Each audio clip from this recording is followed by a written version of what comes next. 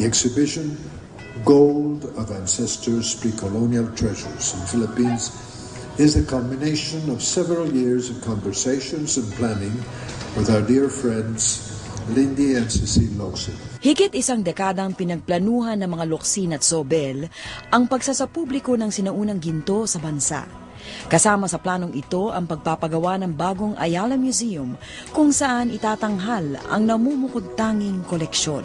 We're so pleased to know that the study of this collection by local and international scholars will contribute substantially to our understanding of ourselves as a people and strengthen pride in our own shared heritage. 2005 lang napagkayarian ng iba't ibang may-ari ng ginto na permanente nang ipagkakatiwala ang mga ito sa Ayala Museum para maibahagi sa lahat ng Pilipino.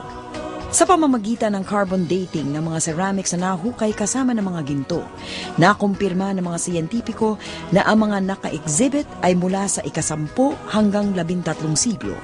Wala raw itong katumbas na halaga sa salapi. Mahirap ilagyan ng value yung exhibit.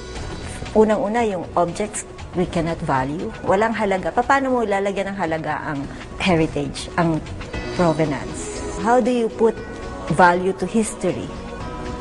Diba? Kasama ng pagpaplano ng exhibit si Mrs. Angela de Villa Lacson. Bukod sa pagkukwento ng ating pinagmulan, nais daw ipakita ng mga tao sa likod ng exhibit na may kulturang maipagmamalaki ang mga Pilipino na mas matanda pa sa pagdating dito ng mga Kastila. Mayaman sa ginto, mayaman sa kaalaman.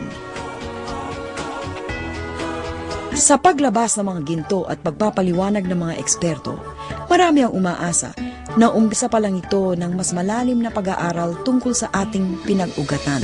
Siguro, it will inspire other learnings.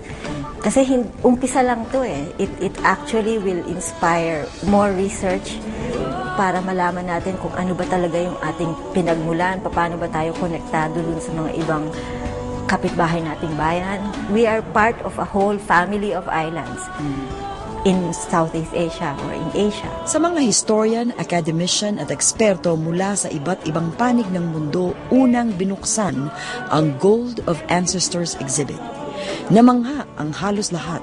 Maraming tanong ang lumutang. Sa ngayon, isa lang ang natitiyak ng lahat ng nakakita ng sinaunang ginto. Walang katapat na halaga ang pamana ng ating lahi.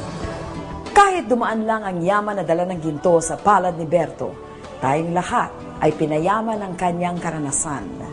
Sa paglutang ng ginto ng ating mga ninuno, unting-unting napatutunayan na tayo ay mula sa lahing may mataas na antas ng kultura, may angking likas na yaman at namumukod tanging galing.